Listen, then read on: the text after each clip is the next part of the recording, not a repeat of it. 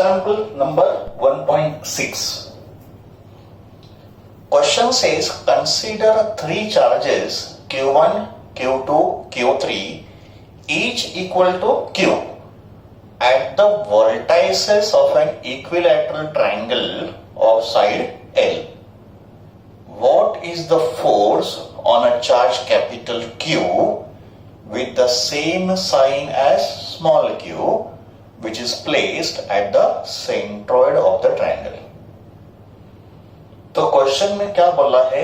Three charges Q1, Q2, Q3, Q1, Q2 and Q3 each equals to Q, और इनको रखा है at the three vertices of equilateral triangle. Let us call this triangle as triangle ABC. Okay, और इस triangle का side length कितना दिया है? L. और फिर ये जो पॉइंट O है, ये पॉइंट O जो है ये सेंट्रॉइड है. What is centroid? Intersection of three medians.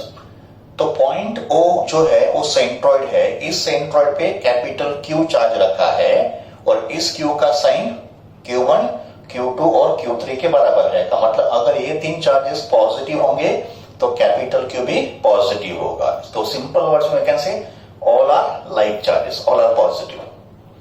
तो we have to find resultant force acting on capital Q which is placed at centroid O. Okay, now सबसे पहले हम लोग क्या करेंगे? ये डिस्टेंस AO जितना होगा उतना ही डिस्टेंस BO भी होगा, उतना ही डिस्टेंस CO भी होगा. तो उसको पहले फाइंड करेंगे, बिकॉज जब हम लोग कुलोम्स लॉ अप्लाई करेंगे वी रिक्वायर डिस्टेंस R. ठीक है, तो will find out distance AO या distance BO and distance CO. All three are equal. तो इसको फाइंड करने के लिए अगर ये इक्विलैटरल ट्रायंगल है तो फिर ये एंगल 60 डिग्री होगा, ये पूरा एंगल 60 डिग्री होगा, ये 90 है, तो मतलब ये हो गया 30. इसका मतलब ट्रायंगल ADB, ये जो ट्रायंगल ADB बन रहा है ये बन रहा है 30, 60, 90 ट्रायंगल. तो अगर मैंने 30, 60, 90 डिग्री ट्रायंगल का प्रॉपर्टी अप्लाई किया तो in triangle ADB by the property of 30, 60, 90 degree triangle AD which is side opposite to 60 degree, ये जो AD होगा ये 60 डिग्री के अपोजिट में होगा. तो AD कितना होना चाहिए? √3/2 times hypotenuse. And what is the length of hypotenuse AB? L. इसका मतलब AD कितना हो गया? √3L/2. तो पहले मैंने ये मीडियन AD का लेंथ फाइंड किया तो AD का लेंथ आ गया √3L/2. And then we apply the property of median and centroid. अब ये जो सेंट्रॉइड होता है ये सेंट्रॉइड मीडियन को 2:1 के रेशियो में डिवाइड करता है ना, प्रॉपर्टी ऑफ सेंट्रॉइड. तो centroid divides the median in the ratio 2:1. तो अगर ये प्रॉपर्टी मैंने अप्लाई किया तो आई कैन से ये जो AO लेंथ होगा, ये AO लेंथ कितना होगा? 2/3 of the median AD by the property of centroid. And remaining जो लेंथ होगा OD, ये कितना होना चाहिए? 1/3 of the median. This is property of centroid. तो सेंट्रॉइड मीडियन को 2:1 के रेशियो में डिवाइड करेगा. इसका मतलब AO which is equal to BO which is equal to CO will be 2/3 of the median length AD. That is 2/3 of AD कितना है अपना? √3L/2. तो ये 2 के साथ 2 कैंसिल हो गया और √3 को 3 से डिवाइड करके मुझे यहाँ पे √3 मिलेगा. तो आंसर आएगा L/√3. तो distance AO, distance BO and distance CO कितना होगा? L/√3. नाउ ये डिस्टेंस फाइंड करने के बाद लेट अस कैलकुलेट फोर्सेस. तो पहले हम लोग डिफाइन कर रहे हैं force F1. F1 is a force acting on the charge capital Q due to the charge Q placed at point E.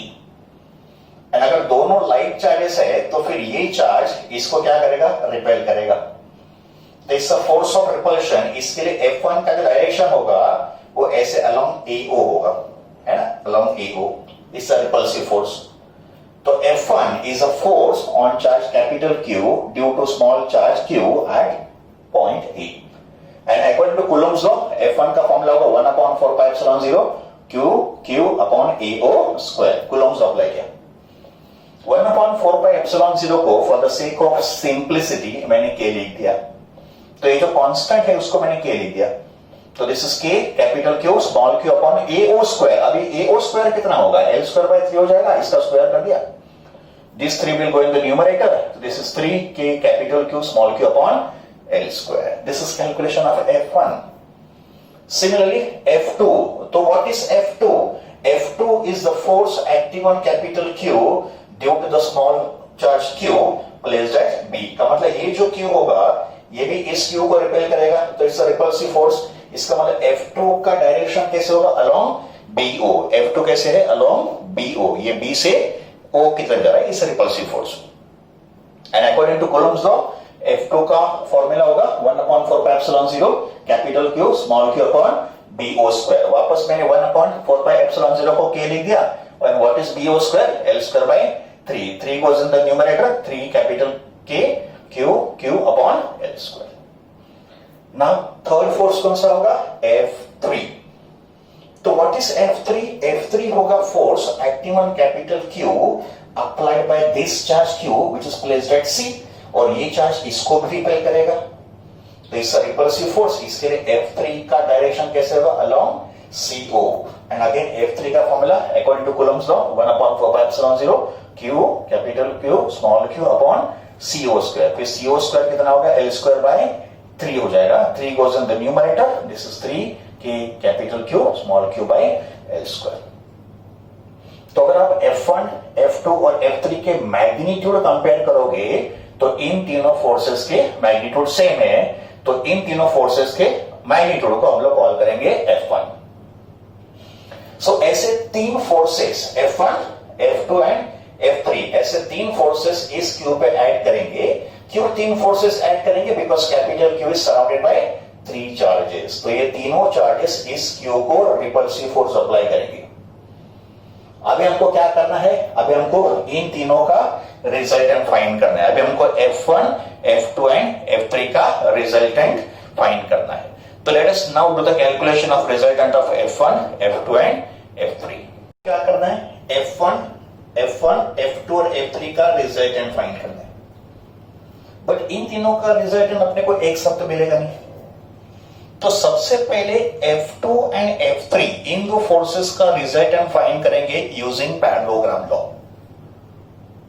According to parallelogram law, अगर हमने F2, F3 का एक पैरेललोग्राम ड्रॉ किया तो उस पैरेललोग्राम का जो डायगोनल होगा, ये डायगोनल इन दोनों का रिजल्टेंट होगा। तो let that resultant be called F dash.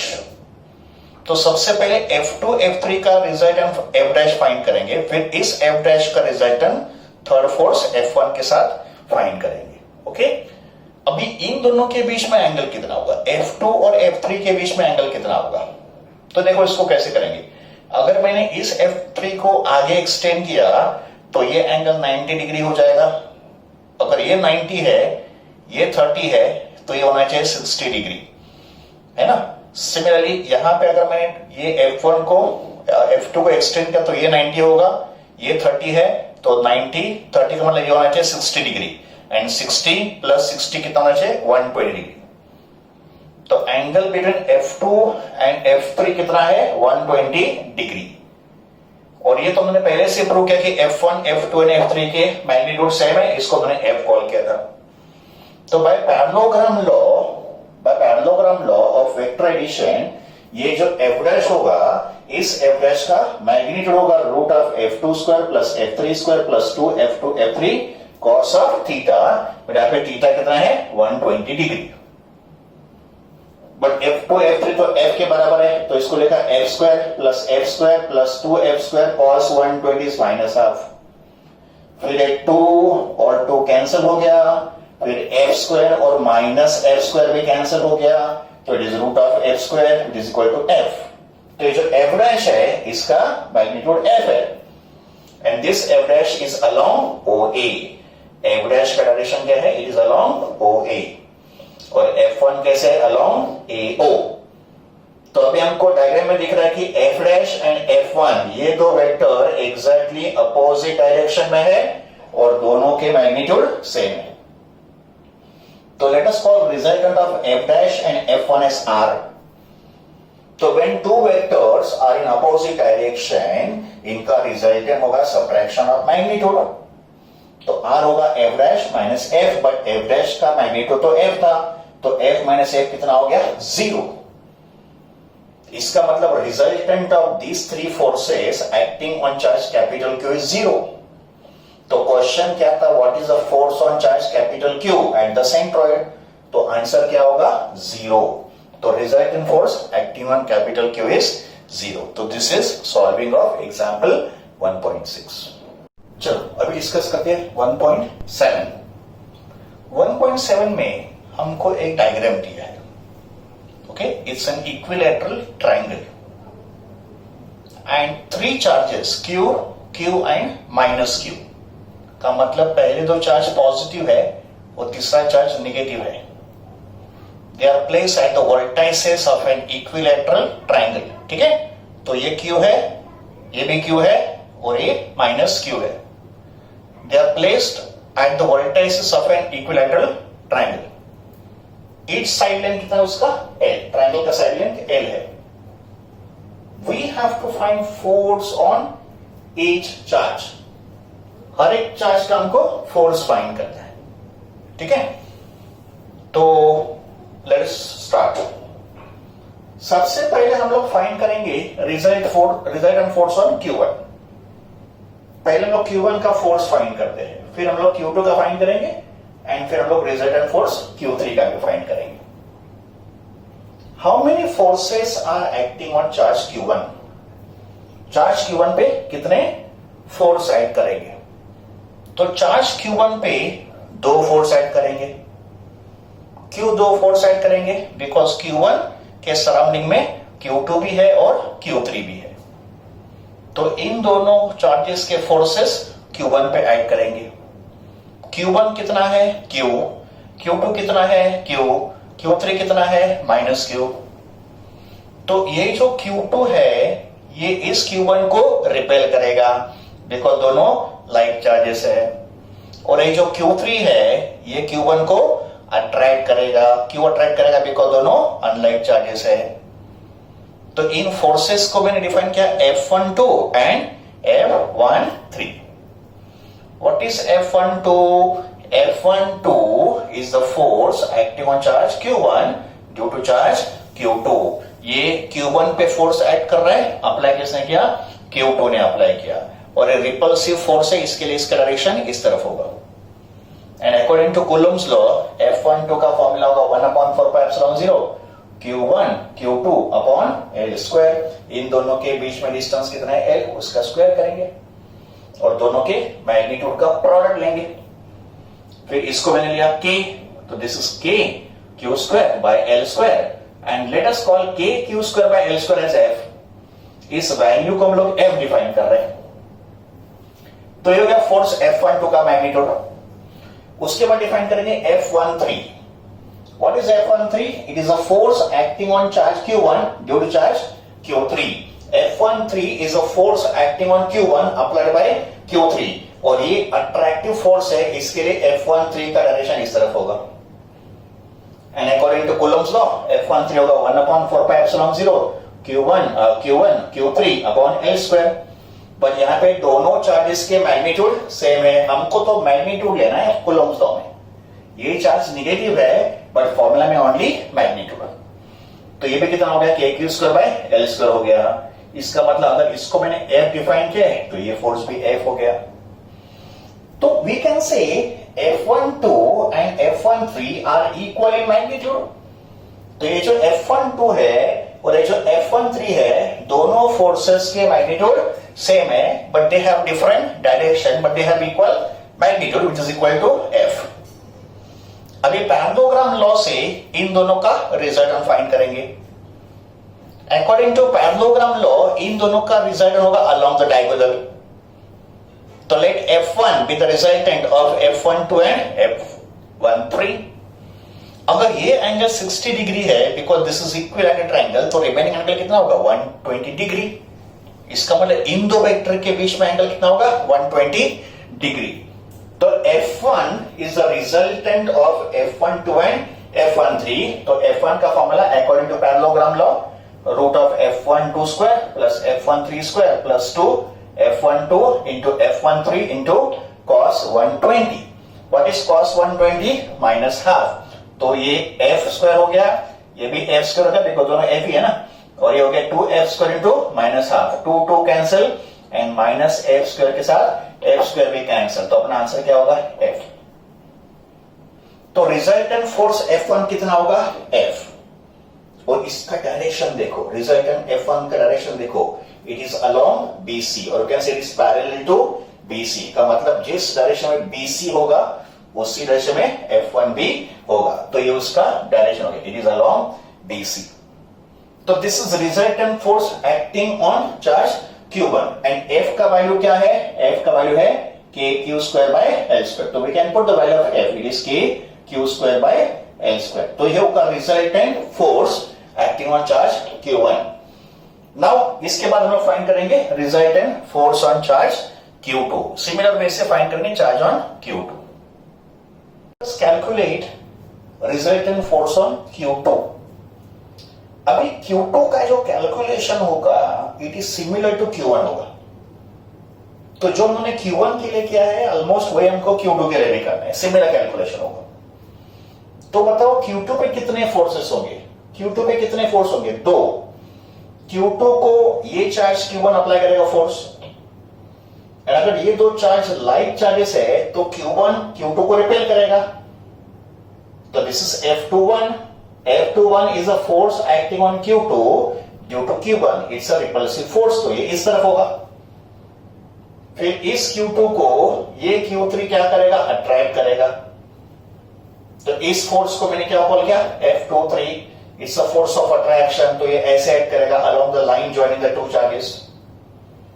तो F21 is force acting on Q2 due to Q1. It's a repulsive force. And F23 is a force acting on Q2 due to Q3 is a attractive force. तो पहले F21 और F23 को हम लोग find करेंगे. According to Coulomb's law, F21 होगा 1/4πε0 Q2 Q1 upon L square, but दोनों का मैग्नीट्यूड Q है, and that becomes KQ square by L square, that is equal to F. इसको हमने F कॉल करेंगे. Similarly, F23 according to Coulomb's law 1/4πε0 Q2 Q3 upon L square. Again we have taken only magnitude. तो ये होगा KQ square by L square. इसको भी हम लोग क्या कॉल करेंगे? F. Then according to parallelogram law इन दोनों का रिजल्टेंट होगा along the diagonal. तो let F2 be the resultant. तो इस F2 का फॉर्मूला होगा root of F21 square plus F23 square plus 2 F21 into F23 into cos 120. जैसे ये एंगल 120 है वैसे ये एंगल भी 120 होगा. सिमिलर सिचुएशन है यहाँ पे भी. ठीक है, तो फिर F2 कितना हो गया? रिजल्टेंट F हो गया. तो F2 का मैग्नीट्यूड F है और F2 का डायरेक्शन देखो, ये F2 होगा पैरेलल टू AC. तो it is along AC. Along AC का मतलब ये AC के पैरेलल डायरेक्शन में होगा. का मतलब AC का डायरेक्शन और F2 का डायरेक्शन सेम हो गया. तो ये होगा resultant force acting on Q2. ये होगा कैलकुलेशन ऑफ Q2. अभी क्या बचा है? Q3 बचा है. तो अभी हम लोग क्या करेंगे? Q3 का रिजल्टेंट फोर्स फाइंड करते हैं. Calculate resultant force on Q3. Q3 negative charge है and Q3 is surrounded by Q1 and Q2. तो ये दो चार्जेस Q3 के ऊपर फोर्स अप्लाई करेंगे एंड नेगेटिव चार्ज है का मतलब ये नेगेटिव चार्ज इससे भी अट्रैक्ट होगा और ये नेगेटिव चार्ज इससे भी अट्रैक्ट होगा. तो ये दोनों चार्जेस Q3 को अट्रैक्ट करेंगे. तो what is F31? F31 is a force acting on Q3 due to Q1 और अट्रैक्टिव फोर्स है इसके लिए F31 इस तरफ होगा. And what is F32?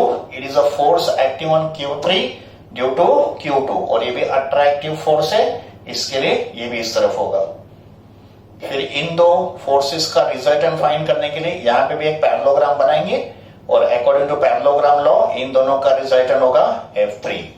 इन दोनों के बीच में एंगल कितना होगा? 60 डिग्री.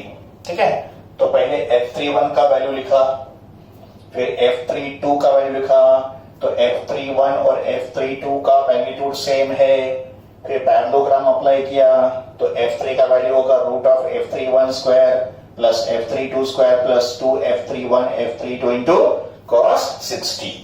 फिर F31 और F32 का वैल्यू तो F ही है, तो root of F square plus 2F square cos 60 कितना हो गया 1/2, 2 and 2 cancel, F square plus F square becomes 3F square, root 3F square कितना होगा रूट 3F, और फिर मैंने F का वैल्यू सब्स्टिट्यूट किया, तो it is root 3K Q square by L square. तो ये होगा रिजल्टेंट फोर्स F3 का वैल्यू, तो F3 कितना है रूट 3F है। तो we have calculated resultant force on all the 3 charges. तो ये होगा सॉल्विंग ऑफ क्वेश्चन नंबर 1.7।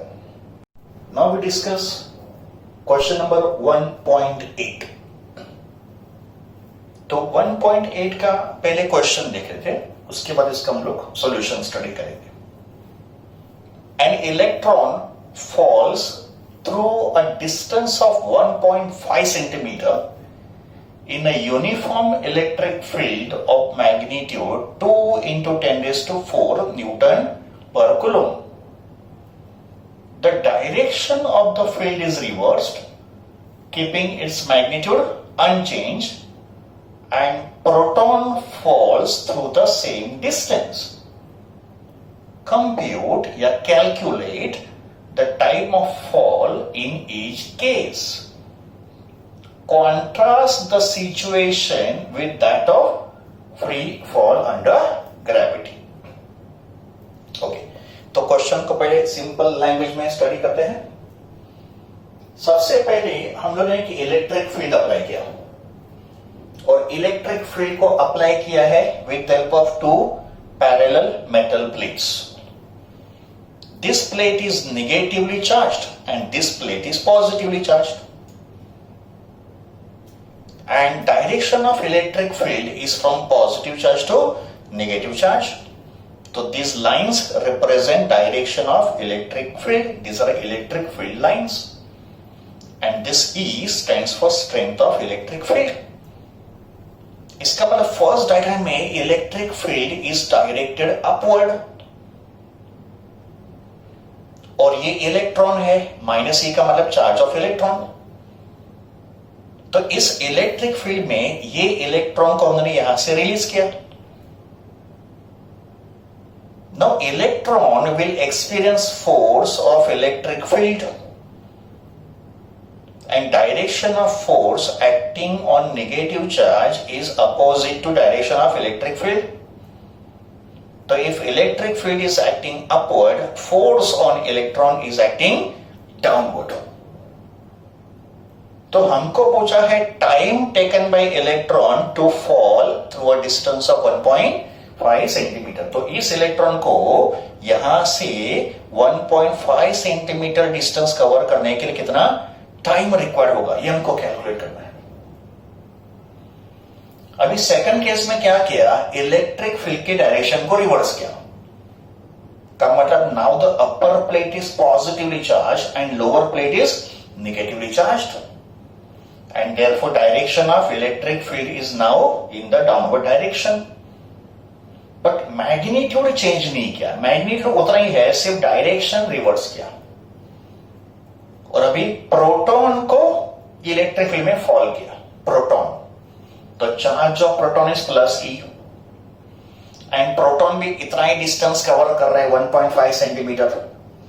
तो इस प्रोटॉन पे ऊपर इलेक्ट्रिक फील्ड का जो फोर्स एक्ट करेगा ये इलेक्ट्रिक फील्ड के डायरेक्शन में होगा। तो पॉजिटिव चार्ज पे जो फोर्स एक्ट करता है it is parallel to direction of electric field. तो प्रोटॉन को 1.5 सेंटीमीटर डिस्टेंस कवर करने के लिए कितना टाइम रिक्वायर्ड होगा, ये हमको कैलकुलेट करना है। ठीक है, तो ये हो गया क्वेश्चन का इंफॉर्मेशन। तो सबसे पहले हम लोग कैलकुलेट करेंगे time of fall for electron. पहले इलेक्ट्रॉन का टाइम ऑफ फॉल फाइंड करेंगे। इसके लिए force acting on electron due to electric field, तो मतलब इलेक्ट्रिक फील्ड ने इलेक्ट्रॉन के ऊपर कितना फोर्स अप्लाई किया, इसे शुरू करेंगे। तो उस फोर्स का मैग्नीट्यूड होगा E into E. We got this formula using definition of electric field. Electric field is force upon charge. तो अगर electric field force upon charge है तो फोर्स का फॉर्मूला चार्ज इनटू ई हो गया and charge of electron is E. तो ये हो गया फोर्स का magnitude. Direction of force is opposite to electric field, हमको डायग्राम में दिख रहा है. अभी फोर्स लेने के बाद फाइंड करेंगे एक्सेलरेशन ऑफ इलेक्ट्रॉन. तो एक्सेलरेशन ऑफ इलेक्ट्रॉन को मैंने ए ई कॉल किया, यहां पे e stands for electron and acceleration is force upon mass. यहां पे एम ई का मतलब mass of electron. Then substitute force का इक्वेशन, फोर्स कितना है E इंटू ई. तो this is e e upon m e. ये मुझे मिला एक्सेलरेशन. बट हमको पूछा है टाइम. तो टाइम फाइंड करने के लिए we use second kinematical equation. According to second kinematical equation, S equals to ut plus half at square. यहां पे u कितना है? 0. u का मतलब इनिशियल वेलोसिटी. तो इलेक्ट्रॉन को हम लोग यहां पे रिलीज कर रहे हैं, तो at the time of releasing initial velocity कितना होगा? 0. और ये जो s होगा डिस्प्लेसमेंट, ये हाइट के बराबर होगा. ये हमको दिया 1.5 सेंटीमीटर. इसको मीटर में कन्वर्ट किया तो इंटू 10⁻⁻² मीटर. एंड एक्सेलरेशन को लेंगे AE and then we put the value of AE. तो substituting these values over here, S become H, ये पूरा 0 हो जाएगा. We get half AE into TE square. तो इसको सॉल्व करने के बाद TE का वैल्यू आएगा √2H by AE. Then we put AE का वैल्यू. AE कितना है? EE upon ME है. तो ये अगर मैंने यहां पे सब्स्टिट्यूट किया तो मुझे TE का वैल्यू कितना मिलेगा? √2H ME upon E into E. Then we put the values. तो H का वैल्यू सब्स्टिट्यूट करो, फिर मास ऑफ इलेक्ट्रॉन सब्स्टिट्यूट करो. This is charge of electron 1.6 10⁻⁹ और E कितना दिया है? 2 into 10⁻⁴.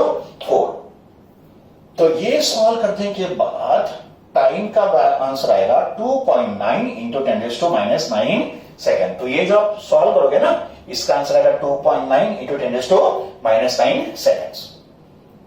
तो this is time taken by electron to fall through a distance of 1.5 centimetre in electric field. अभी ये हो गया कैलकुलेशन फॉर इलेक्ट्रॉन. इसके बाद हम लोग करेंगे calculation of proton. Let us do calculation of proton. Second part में हम लोग कैलकुलेट करेंगे time of fall of proton. Calculation is similar का मतलब जो हमने इलेक्ट्रॉन के लिए कैलकुलेशन किया वही हम लोग प्रोटॉन के लिए भी कर रहे हैं. तो भी ये बेसिक कैलकुलेशन में एक्सप्लेन नहीं करूंगा. चेंज देखो सिर्फ यहां पे हुआ है. इलेक्ट्रॉन के लिए मैंने यहां पे क्या लिखा था? Me लिखा था. यहां मैंने क्या लिखा? MP. तो what is MP? Mass of proton. का मतलब पूरे कैलकुलेशन में सिर्फ यही चेंज हो रहा है, बाकी सब कैलकुलेशन तो सेम था जो इलेक्ट्रॉन के लिए था. तो यहां पे अपना टीपी का मतलब टाइम टेकन फॉर प्रोटॉन का फॉर्मूला आएगा √2H MP upon E into E. सिर्फ एक चेंज हुआ है.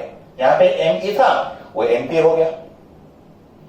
तो मास ऑफ प्रोटॉन कितना है? 1.67 इंटू 10⁻⁻27 किलोग्राम. ठीक है. और बाकी से वैल्यू मैंने सब्स्टिट्यूट कर दिए.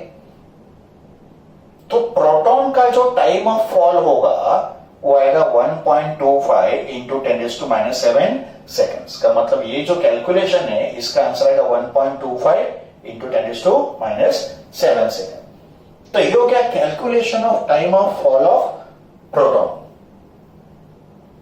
अभी हम लोगों ने इलेक्ट्रॉन का टाइम ऑफ फॉल फाइंड किया और प्रोटॉन का भी टाइम ऑफ फॉल फाइंड किया. तो इन टाइम को हम लोग कंपेयर करेंगे. As we see, time of proton is greater than time of electron. यहां पे TP जो है वो T से ग्रेटर है बिकॉज यहां पे पावर 10⁻⁷ है और यहां पे पावर 10⁻⁹ है. तो 10⁻⁷ is greater than 10⁻⁹. That means proton ने ज्यादा टाइम लिया. 1.5 सेंटीमीटर डिस्टेंस कवर करने में proton took more time as compare to electron. ऐसा क्यों हुआ? तो चलो इस पॉइंट को एक्सप्लेन करते हैं कि why proton took more time. देखो इन टाइम को फाइंड करने के लिए हमने फॉर्मूला कौन सा यूज किया था, T equals to root of 2HM upon E into E। जब भी इलेक्ट्रॉन का कैलकुलेशन किया तभी यहाँ पे मास ऑफ इलेक्ट्रॉन यूज किया, एंड जब भी टाइम प्रोटॉन का फाइंड किया तभी यहाँ पे मास ऑफ प्रोटॉन यूज किया। तो this formula says time is directly proportional to root m because charge and as जो है और E जो है वो दोनों के लिए सेम था। And we know that mass of proton is greater than mass of electron. Proton का जो mass है वो इलेक्ट्रॉन से ज्यादा है। तो if mass is greater then time taken by proton must be greater than time taken by electron. तो time taken is directly proportional to root m ना in the presence of electric field. इसके लिए proton took more time as compared to electron. अभी question का next part क्या था कि contrast the situation with that of free fall under gravity. का मतलब ये जो सिचुएशन है ये फ्री फॉल अंडर ग्रेविटी से कैसे अलग है, ये कैसे डिफरेंट है, ये हमको प्रूव करना है। तो मान लो इलेक्ट्रॉन या प्रोटॉन में से किसी एक का फ्री फॉल होता। Let us assume that electron और proton have a free fall by the same distance. तो उस केस में टाइम कितना होता दोनों का। तो फ्री फॉल कंडीशन में आई एम अप्लाइंग वापस सेकंड इक्वेशन ऑफ मोशन। तो s equal to ut plus half at square का मतलब डिस्टेंस तो इतना ही होता, उसको मैंने h कॉल किया, u is again 0। Free fall condition है का मतलब यहां पे इलेक्ट्रिक फील्ड नहीं होगा। फ्री फॉल कंडीशन में there is no electric field, सिर्फ प्रोटॉन या इलेक्ट्रॉन का फ्री फॉल होगा विदाउट एनी इलेक्ट्रिक फील्ड। तो वहां पे a होता g। फ्री फॉल कंडीशन में a किसके बराबर होता है, g के बराबर होता है। तो ये वैल्यूज अगर मैंने यहां पे सब्स्टिट्यूट किया तो मुझे मिलेगा h equal to half gt square या t मिलेगा root of 2h by g। तो ये होगा time of fall under free fall. और यहां ऑब्जर्व करो ये जो t का फॉर्मूला है इसमें तो m है ही नहीं, का मतलब यहां पे mass of the body is not included, जबकि इस फॉर्मूले में मास था ना। But this was time of fall under the action of electric field. This is time of fall under free fall under gravity. तो free fall में जो time of fall होता है it is independent of mass because formula में mass नहीं है। इसका मतलब इलेक्ट्रॉन एंड प्रोटॉन का अगर फ्री फॉल होता तो दोनों का टाइम सेम होता। अगर इलेक्ट्रॉन एंड प्रोटॉन का फ्री फॉल होता तो 1.5 सेंटीमीटर डिस्टेंस कवर करने के लिए दोनों का टाइम सेम होता। इलेक्ट्रिक फील्ड में time of proton is greater than time taken by electron, but free fall condition में दोनों का टाइम सेम होता because free fall under gravity में time is independent of mass. Okay, अभी इस problem में हमने एक्सेलरेशन ड्यू टू ग्रेविटी को काउंट ही नहीं किया। तो देखो उसका रीजन क्या है कि इन दिस कैलकुलेशन जब हमने टाइम कैलकुलेट किया हमने एक्सेलरेशन ड्यू टू ग्रेविटी का मतलब g का वैल्यू कंसीडर किया ही नहीं। तो उसका रीजन क्या, देखो अगर हम लोग प्रोटॉन या इलेक्ट्रॉन का एक्सेलरेशन फाइंड करेंगे, चलो हम लोग प्रोटॉन का फाइंड करते हैं। On a similar line we can find acceleration of electron also, but for example let us find acceleration of proton. तो acceleration of proton in the presence of electric field is E upon NP, force upon mass. फिर proton का charge electric field apply कितना था 2 × 10⁴ and this is mass of proton. तो acceleration of proton अगर आप इसको solve करोगे तो 1.9 × 10⁻² है मीटर पर सेकंड स्क्वायर। और इलेक्ट्रॉन का अगर आप सॉल्व करोगे तो इलेक्ट्रॉन का जो एक्सेलरेशन होगा तो इससे भी ज्यादा होगा बिकॉज इलेक्ट्रॉन का मास इससे कम है। तो acceleration of electron will be more than this value. और ये जो वैल्यू है it is very much greater than g because g कितना होता है 9.8। तो प्रोटॉन एंड इलेक्ट्रॉन के जो एक्सेलरेशन होंगे इस क्वेश्चन में it is very much greater than g। Therefore हमने इस क्वेश्चन को सॉल्व करते वक्त एक्सेलरेशन ड्यू टू ग्रेविटी को इग्नोर किया था बिकॉज इस value is very small as compare to acceleration of electron and proton. तो ये होगा solving of question number 1.8। Okay, now let us discuss example 1.9। 9 on page number 22. 2-point charges Q1 and Q2 of magnitude 10 raised to minus 8 coulomb and minus 10 raised to minus 8 coulomb. इसका मतलब Q1 positive है और charge Q2 negative है. They are placed at 0.1 meter apart. Calculate the electric field at points A, B and C as shown in the diagram. तो चलो diagram में situation पहले समझ लेते हैं. देखो यहां पे चार्ज Q1 है और Q1 है positive 10 raised to minus 8 coulomb और यहां पे चार्ज Q2 है, Q2 नेगेटिव है minus 10 raised to minus 8 coulomb. तो Q1 is positive charge, Q2 is negative charge. इनके बीच का डिस्टेंस कितना है? 0.1 मीटर. ठीक है, तो हमको 3 पॉइंट दिए A, B एंड C. यहां पॉइंट A है. पॉइंट A जो है ना ये Q1 Q2 का मिड पॉइंट है. तो अगर पॉइंट A Q1 Q2 का मिड पॉइंट है तो पॉइंट A का डिस्टेंस Q1 से कितना हो गया? 0.05 और पॉइंट A का डिस्टेंस Q2 से भी कितना हो गया? 0.05 का मतलब पॉइंट 1 का ये आधा हो जाएगा. ठीक है, फिर यहां हमको पॉइंट B दिया है. पॉइंट B का डिस्टेंस Q1 से 0.05 मीटर ये हमको दिया है और पॉइंट C यहां पे है. पॉइंट C का डिस्टेंस Q1 से 0.1 मीटर है और पॉइंट C का डिस्टेंस Q2 से भी 0.1 मीटर है. इसका मतलब पॉइंट C को अगर मैंने Q1 Q2 से ज्वाइन किया तो एक इक्विलैटरल ट्रायंगल बनेगा. का मतलब ईच एंगल कितना होगा? 60 डिग्री.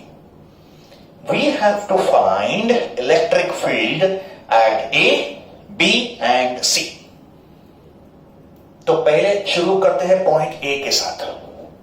का मतलब पहले हम लोग फाइंड करेंगे electric field at point A. हमारे पास चार्ज कितने हैं? 2. तो अगर हमारे पास 2 चार्ज है तो हर एक पॉइंट पे 2 इलेक्ट्रिक फील्ड ऐड करेंगे. पहले इस पॉइंट को समझ लो. हमारे पास चार्ज कितने हैं? 2. तो अगर हमारे पास चार्ज 2 है तो हर एक पॉइंट पे फिर वो A हो, B हो या C हो, हर एक पॉइंट पे 2 इलेक्ट्रिक फील्ड ऐड करेंगे. एक इलेक्ट्रिक फील्ड Q1 का होगा और दूसरा इलेक्ट्रिक फील्ड Q2 का होगा. ठीक है, ये कंसेप्ट समझना है. At every point there are 2 electric field acting because there are 2 charges given in the diagram. Positive charge का इलेक्ट्रिक फील्ड होता है रेडियली आउटवर्ड और नेगेटिव चार्ज का इलेक्ट्रिक फील्ड होता है रेडियली इनवर्ड. पॉजिटिव चार्ज का इलेक्ट्रिक फील्ड आउटवर्ड होता है, अवे फ्रॉम द चार्ज होता है और नेगेटिव चार्ज का इलेक्ट्रिक फील्ड इनवर्ड होता है. का मतलब टुवर्ड्स द चार्ज होता है. इसको भी याद रखो. तो सबसे पहले we define 2 electric field at point A. पहला होगा electric field at point A due to the positive charge Q1. इसको मैंने कॉल किया E1A. तो what is E1A? It is electric field at point A due to charge Q1. And electric field due to point charge का formula होता है 1/4πε0 Q/R². तो पहला charge Q1 है, डिस्टेंस को मैंने R1 कॉल किया एंड 1/4πε0 को मैंने K कॉल किया तो होगा K Q1/R1². What is K का value? 9 into 10 raised to 9. What is charge Q1 का वैल्यू? 10 raised to minus 8. और डिस्टेंस कितना है A का Q1 से? 0.01. तो ये हो जाएगा डिस्टेंस R1 0.05. ठीक है, ये R1 होगा 0.05 उसका स्क्वायर. तो ये वैल्यू जो है उसका आंसर आ गया 3.6 into 10 raised to 4 न्यूटन पर कूलम. ये होगा electric field at point A due to charge Q1. Second electric field होगा due to charge Q2 but Q2 charge negative. अच्छा, पहले E1A का डायरेक्शन देखो. ये कहां पे? Towards right. Why towards right? E1A क्यों टुवर्ड्स राइट है? बिकॉज़ चार्ज पॉजिटिव है आउटवर्ड. तो E2A. What is E2A? It is electric field at point A due to charge Q2. इसका फॉर्मूला होगा 1/4πε0 Q2/R2². वापस 1/4πε0 is K Q2/R2². वैल्यूज को मैंने substitute किया. Q2 नेगेटिव है पर हम लोग यहाँ पे फॉर्मूला में मैग्नीट्यूड यूज कर रहे हैं और A का डिस्टेंस Q2 से कितना है? 0.05. का मतलब यहाँ पे R2 कितना है? 0.05. तो ये वैल्यू देखो इसके बराबर है. तो इसका भी आंसर क्या होगा? 3.6 into 10 raised to 4 न्यूटन पर कूलम. एंड नेगेटिव चार्ज है तो नेगेटिव चार्ज का intensity inward towards right.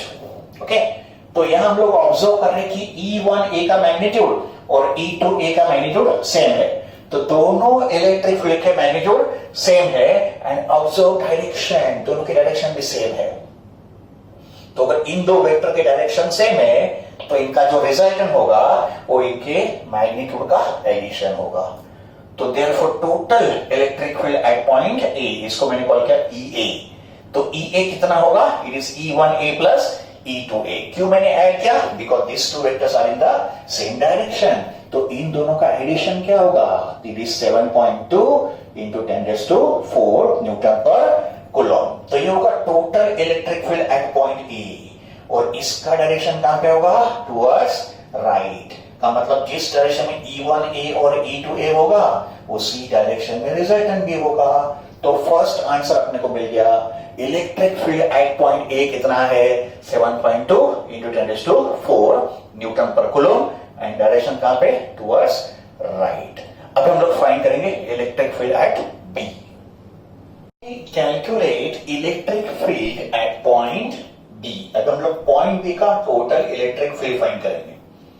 Point B पे भी कितने इलेक्ट्रिक फील्ड होंगे? दो, बिकॉज यहां पे दो चार्ज है, Q1 and Q2। Charge Q1 positive है, तो इस Q1 का जो इलेक्ट्रिक फील्ड होगा बी पे वो ऐसे आउटवर्ड होगा, इसको मैंने कॉल किया E1B। तो what is E1B? It is electric field at point B due to charge Q1। Charge Q1 है, इसके लिए E1B जो है ना वो आउटवर्ड है, because charge Q1 is positive. फिर चार्ज Q2 नेगेटिव है, इसका भी एक इलेक्ट्रिक फील्ड होगा बी पे, बट नेगेटिव चार्ज के इलेक्ट्रिक फील्ड का डायरेक्शन कैसे होता है? इनवर्ड, तो होगा E2B। तो what is E2B? It is electric field at B due to charge number 2, और ये इनवर्ड होगा। ओके, तो पहले E1B को सॉल्व करेंगे। E1B का फॉर्मूला होगा 1/4πε0 Q1/r1², which is k Q1/r1²। Values को पुट कर दिया, 3.6 इंटू 10⁴ न्यूटन पर कूलम। फिर हम लोग E2B को सॉल्व करेंगे, 1/4πε0 Q2/r2², which is k Q2/r2²। R2 कितना होगा? का मतलब पॉइंट बी का डिस्टेंस Q2 से कितना होगा? ये डिस्टेंस कितना है? 0.1 है ना, और ये 0.05 है, तो टोटल डिस्टेंस कितना हो गया? 0.15। तो यहाँ पे R2 कितना हो गया? 0.15। तो फिर इसको सॉल्व करने के बाद अपना आंसर आएगा 4 इंटू 10⁻³ न्यूटन पर कूलम। तो ये होंगे टू इंटेंसिटीज या two electric field at point B. अभी ऑब्जर्व करो, this two electric field are in opposite direction, तो उनका जो टोटल होगा वो सबट्रैक्शन ऑफ मैग्नीट्यूड होगा। तो when two vectors are in opposite direction, resultant is subtraction of the magnitude.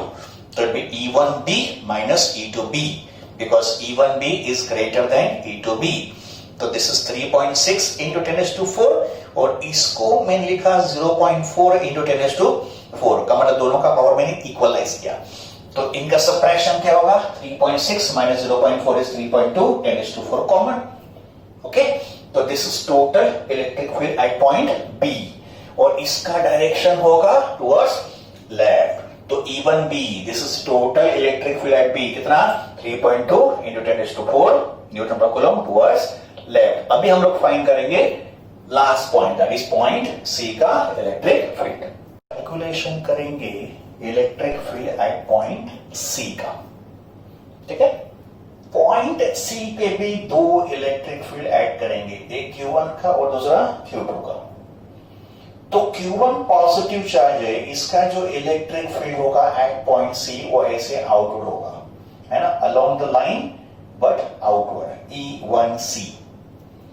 और दूसरा Q2 जो है ना वो नेगेटिव चार्ज है, इसका जो इलेक्ट्रिक फील्ड होगा एट पॉइंट सी वो कैसे होगा? टुवर्ड्स नेगेटिव चार्ज होगा, ऐसे इनवर्ड।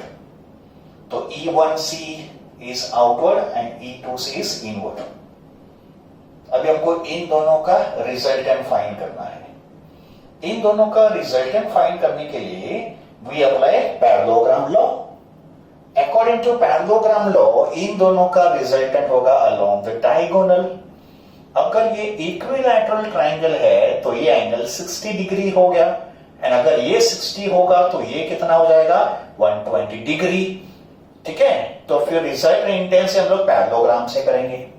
सबसे पहले E1C का फॉर्मूला, E1C का फॉर्मूला होगा 1/4πε0 Q1/R1 स्क्वायर। यहाँ पे R1 कितना होगा 0.1 और ये K का वैल्यू है और ये Q1 का वैल्यू है। ठीक है, तो इसको सॉल्व करने के बाद वैल्यू कितना है 9 इंटू 10⁻³ न्यूटन पर कूलम। सिमिलरली E2C का वैल्यू, E2C का फॉर्मूला 1/4πε0 Q2/R2 स्क्वायर। यहाँ पे R2 कितना होगा 0.1 का मतलब जितना E1C होगा उतना ही E2C भी होगा। So they are equal in magnitude. अभी total electric field at point C by parallelogram law root of E1C square plus E2C square plus 2E1C into E2C cos of 120. Now what is cos 120? Cos 120 कितना होता है -½ है ना, ये इसका value हो गया। तो ये जो 2 है ये इसके साथ कट हो गया। फिर E1C और E2C सेम है ना, दोनों सेम है, तो इसको मैंने लिखा E2C स्क्वायर है ना, this is E2C the whole square और ये माइनस साइन है का मतलब ये और ये भी चला गया माइनस साइन की वजह से। तो क्या बचा, it be only E1C। And what is E1C का वैल्यू 9 इंटू 10⁻³ न्यूटन पर कूलम।